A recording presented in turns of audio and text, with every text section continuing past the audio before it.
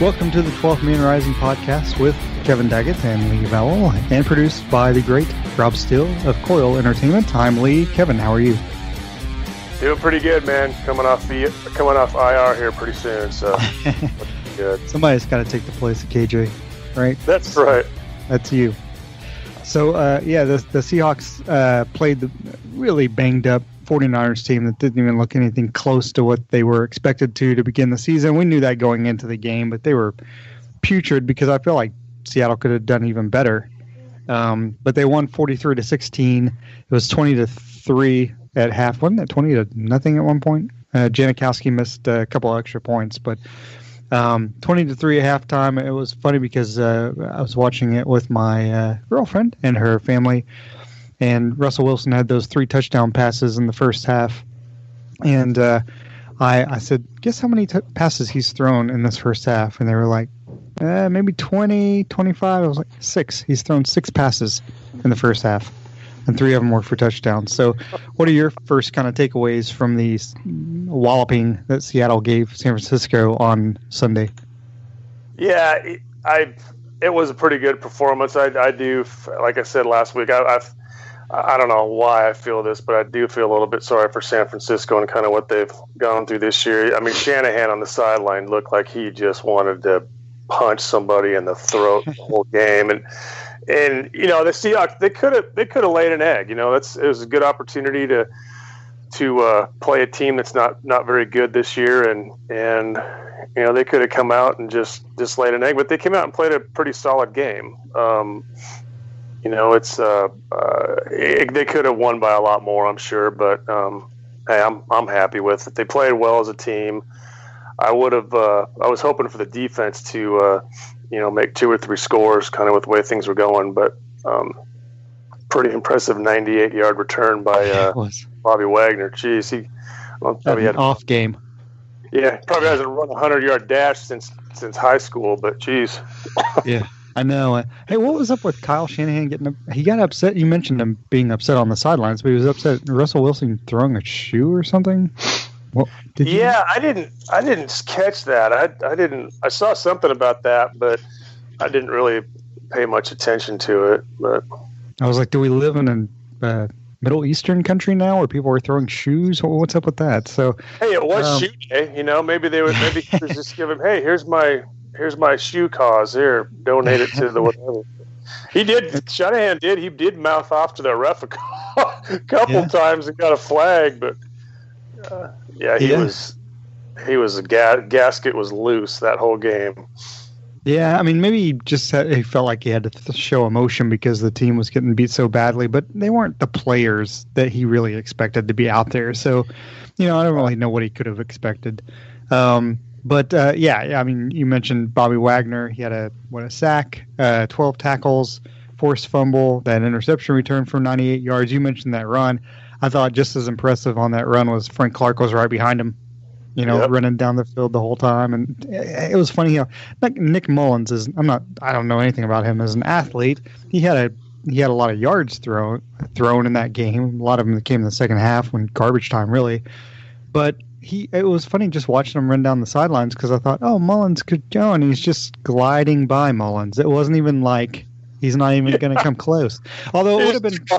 He just took a hard right there at the end and head off the field.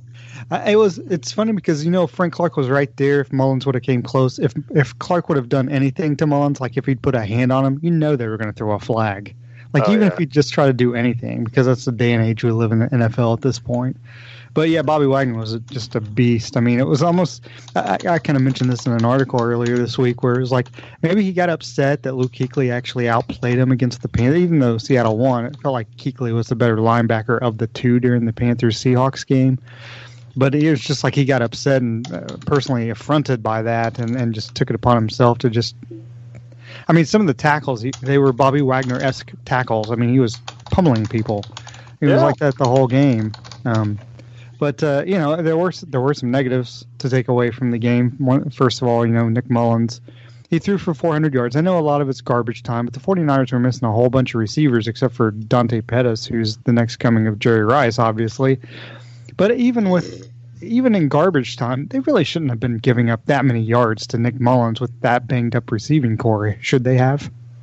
Yeah, they shouldn't. And that's still the, they're growing up. That defensive backfield, they're growing up. It's going to happen. And they're still really young. And, I'm not sure there's a lot of good leadership there yet, but, let's hope they don't give it up this weekend. But, yeah, I agree. They can't be giving up that many yards. They got to play better than that against a team like that.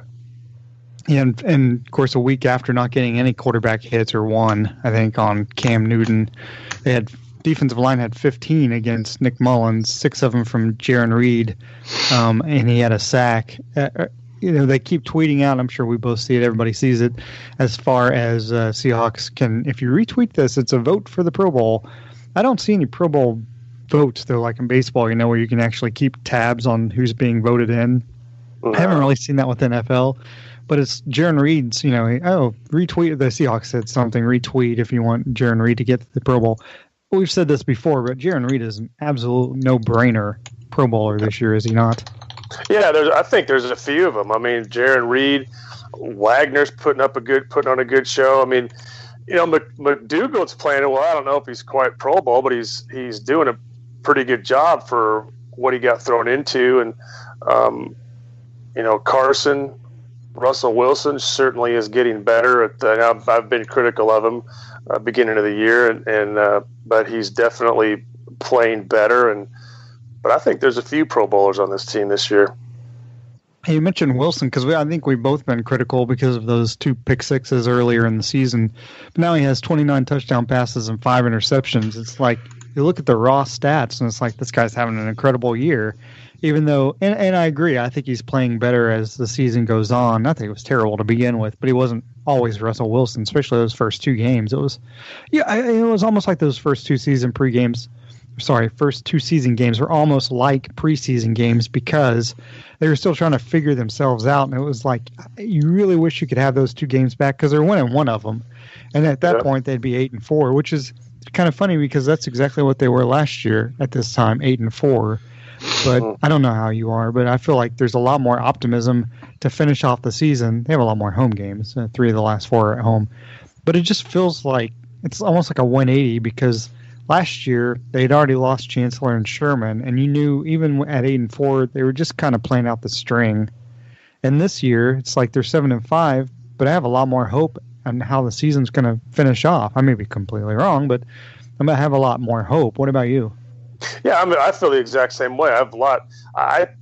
They've done it over the past couple of years. They played better in the second half of the season, and it's not like they just had one good game. They're playing better as a team, and I think everybody out there wants to be out there. They're Seahawks, and they're committed to this franchise. And until they go to another franchise, but they're playing well. I mean, the line. I'm a little concerned about this Fluker injury because that is a big man, and he fills a big hole in that offensive line. And I don't, hamstrings can be – they basically ruined Edgar Martinez's career. He got a hamstring injury and never really was the same again. But those hamstrings can be tricky. So hopefully it's not too serious, and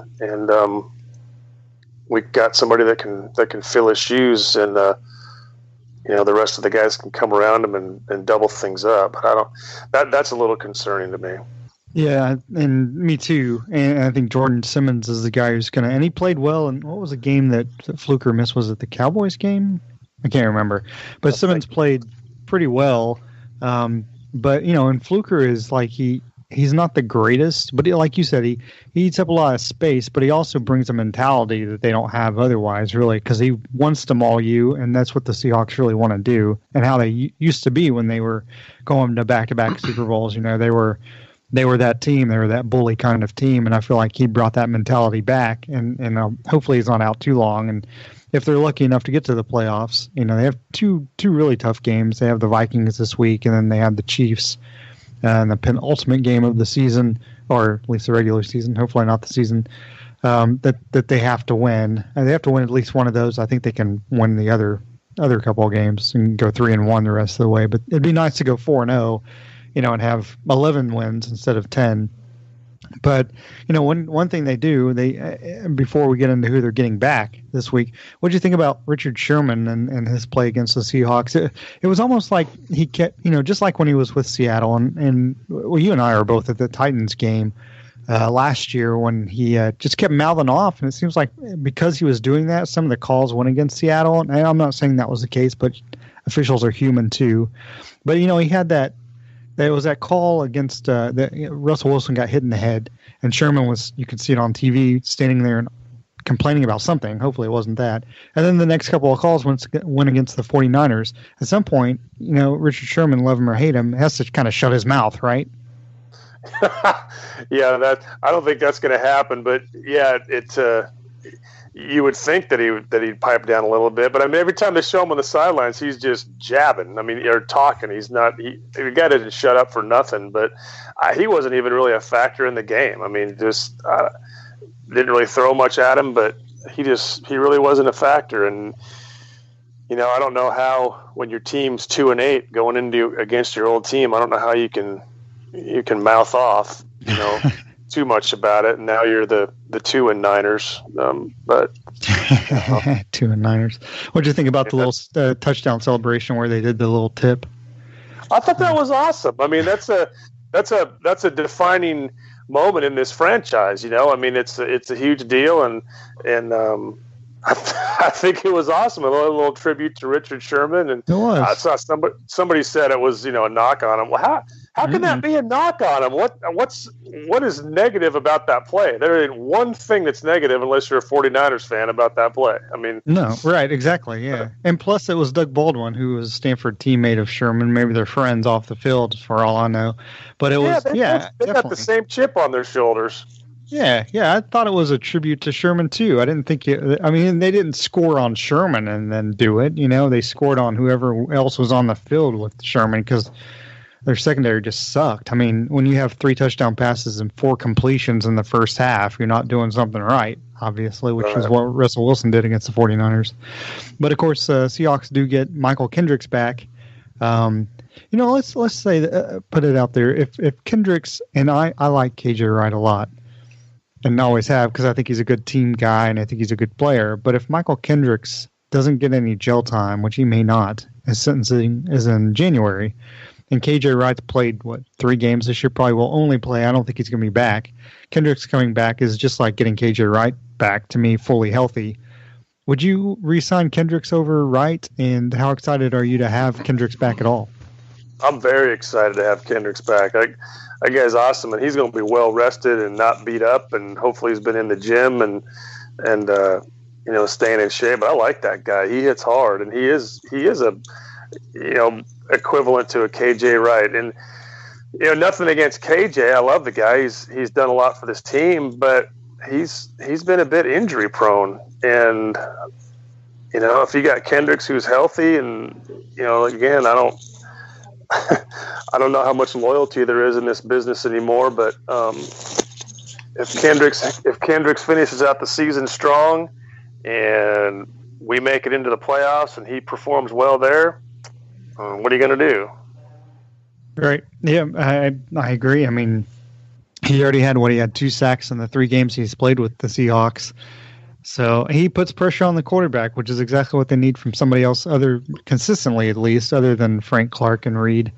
So looking at the playoff standings right now, of course, we all know that Seahawks still have a lot of work to do, but they do have 3 of the last 4 at home, and they have 2 of them. One game is against the 49ers, the other one's against the Cardinals, who won over the Packers. Packers just suck at this point. The Seahawks should win. Dude, what happened? I don't even know what happened to that deal, man. That's like, what? Was Jordy Nelson that important? I mean, it makes you want. I'm not saying Aaron Rodgers. Well, he didn't get along with McCarthy, it seems like. But that one pass, on 3rd and 2, when they were playing the Seahawks, where he basically threw it to the ground, it was almost like, what's going on here? Yeah. So maybe that was not Aaron Rodgers. No, it wasn't. But yeah, if you're looking at the playoff standings in the AFC, of course, the division leaders at this point are the Chiefs, Patriots, Texans, and Steelers, and the wild card, the Chargers, who I wouldn't want to play if I was in the playoffs, and then the Ravens, who are 7-5, and then the Dolphins are somehow 6-6, which is crazy, and then the Colts, Broncos, Titans are all 6-6. There's a bunch of mediocre teams. Same thing with the NFC, really, but not as much. The division leaders in the NFC, you have the Rams, of course, the Saints, who I don't know if any games are fixed in the NFL. I'm not saying they are, but that Saints Cowboys game was a little bit strange. And then the Bears and Cowboys, of course, the Vikings, who the Seahawks play, are a game and a half back of the Bears, and they want to win their division. A game and a half with 4 left. It's a little bit tricky. And then the Cowboys are 7-5, and then you have the Seahawks and Vikings, who would both be in the playoffs at this point. Of course, one of them is going to lose on Monday. Hopefully it won't be a tie. One of them's going to lose on Monday, and then that's going to change the playoff picture. But the Panthers and the Redskins and the Eagles are all 6-6. I have no fears of the Redskins at this point because everybody's hurt. The Eagles have a decent chance of winning their division after it seemed like they were just dead in the water. And then the Panthers, the Seahawks have a game up on them really because they won the head-to-head. And then after that, you've got a bunch of nobodies. So the Seahawks are in really good position for the playoffs. They just have to, even if they lose on Monday, they still have a good chance to make the playoffs if they win those other 3 games. So it's not a must-win game on Monday to me, but they have to win at least, like I said, one of the Vikings or the Chiefs. They have to win one of those games. It'd probably be better if you won this game, win one of those situations. It's not a must win, but it'd be easier to win this one than the Chiefs, even though the Chiefs don't have their good running back anymore. So that's right. Yeah, thankfully. But I did like Terry Bradshaw's comments on Sunday before the game, before the first game. And he said, if I was commissioner of the league, the guy would never play in another down in the NFL. And I was like, well, good for you, Terry. Good for you saying that, because I agree. Yeah, I do too. Ridiculous. Yeah. So the players are, when this stuff happens, obviously they're doing something wrong. They shouldn't be hurting somebody else anyway. But you're just an idiot at this point because you have to be aware somebody's probably filming this. As I'm an NFL player, somebody's going to see this. I'm surprised it took 9 months for it to come out, but eventually it was going to come out either way. You just shouldn't do it. That's the thing, too, is that somebody knew it was out there. And I'll guarantee you somebody on that team or somebody in the NFL knew that videotape was out there, but they're like, oh, yeah, we'll just, maybe it won't come up and we won't worry about it. Why don't you be proactive and stand up for domestic violence or whatever it is, and take a stand on something instead of it's all about the money. But you wonder why you're losing fans, and not that you bust a guy's balls for kneeling for the national anthem, but or insider trading. Yeah, or insider trading, but you let some guy that has got a videotape out there play 3/4 of the season. Really? Oh, okay, yeah, you guys are ethical. And how does the NFL allow Reuben Foster to be signed so quickly after being released? That's the other thing I don't understand. How does the team sign him? I mean, God, yeah. What a bunch of idiots. Some NFL guy on Twitter said if the Redskins somehow signed Kareem Hunt, they should just put the whole franchise into a cannon and shoot them to the moon. Yeah, because Daniel Snyder in the nose cone. I mean, I'm glad I'm not a Redskins fan. We mentioned that last week, but it's unbelievable that they did that to me. So with the Seahawks, of course, they play the Vikings on Monday. Biggest concerns for me, at least one of the biggest concerns, is the Seattle secondary, which we've already talked about, against Stephon Diggs and Adam Thielen. Kirk Cousins, of course, he's not the greatest quarterback ever, but he goes in with the confidence that he brought in the Redskins. Speaking of the Redskins, brought in the Redskins last year into Seattle, and they beat Seattle in a game they shouldn't have won, and so Kirk Cousins knows he can win at CenturyLink. Besides the passing game, you have any bigger concerns or big concerns about the game? Not really, just other than to see how Simmons does it, filling in for Fluker. That's and I really think Russell. I wish Russell Wilson was a little more mobile than he has been this year. Like it seems like when the pressure gets put on him, he seems to just lay down more often than he has in the past, and not doing a lot of running around. But I think he may have to run for his life a little more this week. But yeah, that secondary might be an issue this week. Hopefully they they rotate some guys in and out and they can contain him. But yeah, Stephon Diggs is a beast, and Thielen. I mean, and Cousins a hell of a lot better quarterback than Nick Mullins, that's for sure. Right, so, exactly, with better receivers. And I'm not a huge Kirk Cousins fan, but he's a better quarterback for sure. Well, and maybe it'll help. They get Kendricks back, and they maybe do some things with at least trying to get some pressure on Cousins. That they have to do that. They can't just let him sit back there, and they have to stop the run first, obviously. And Minnesota really hasn't been running the ball nearly as much this year as they did last year, and it seems to be confusing the Vikings fans, from what I understand too. So I'm not sure what's going on there.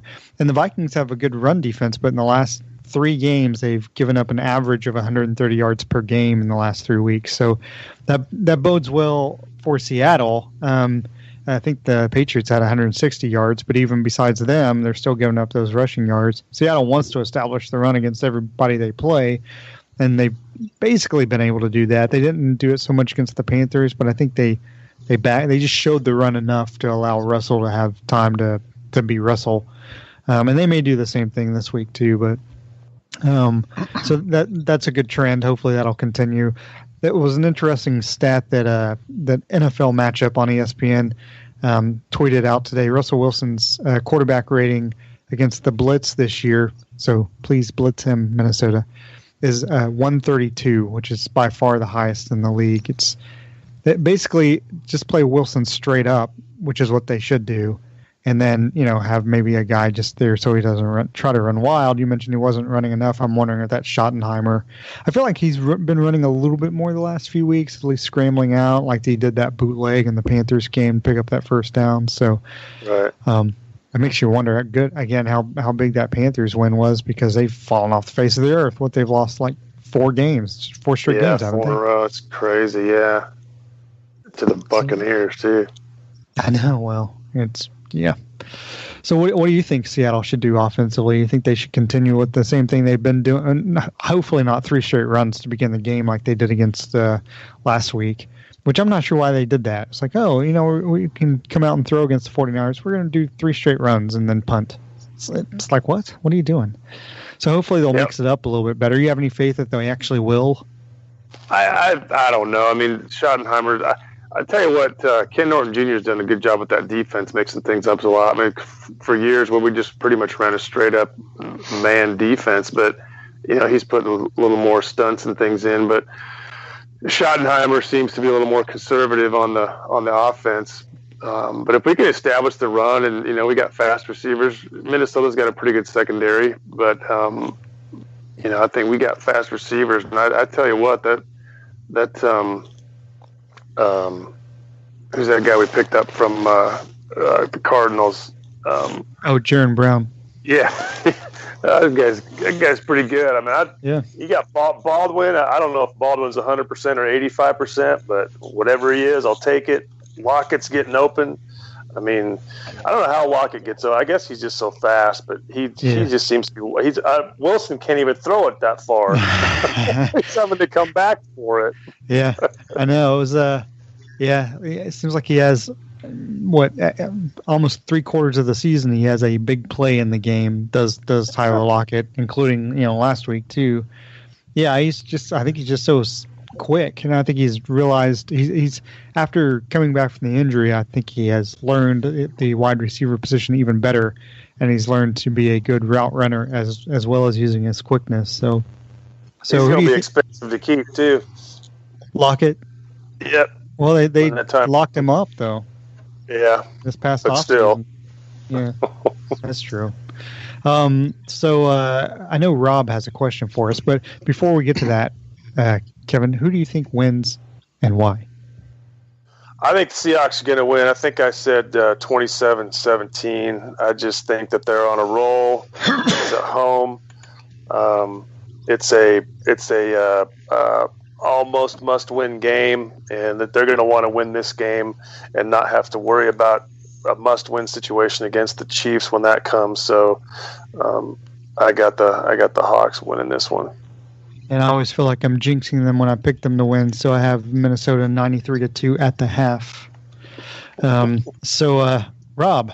Yes. What is your question? Well, actually, it kind of has to do with that game against the Vikings on Monday, because they announced they're wearing their all green uniforms for this game. Yeah.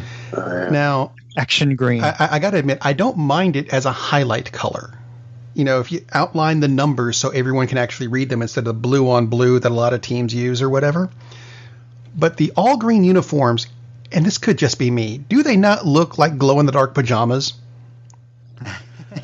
I mean, they do. Yeah, when they played the Rams, they looked like highlighters running around there, green and yellow highlighters running around last year or whatever it was. I mean, there's something about a burly linebacker wearing something that looks like it should be worn by my 5th grade daughter at a slumber party that just doesn't look right in my mind. It's NFL's choice. They have to do it once a season, I think, and they make money off people buying those action green uniforms. I mean, I don't really care for them, but I don't know. What's their record wearing them?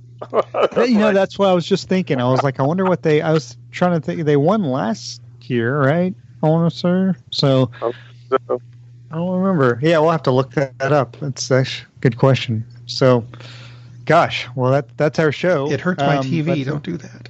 Yeah, I'm trying to check your. Yeah, you got to change it from vibrant to standard or dim. Some other. Exactly. That's right. Got some just burn like on the dimwits that came up with those uniforms. It's Roger Goodell's idea, I'm sure. But anyway, that's our show. As always, Kevin has the last 2 words. Go Hawks.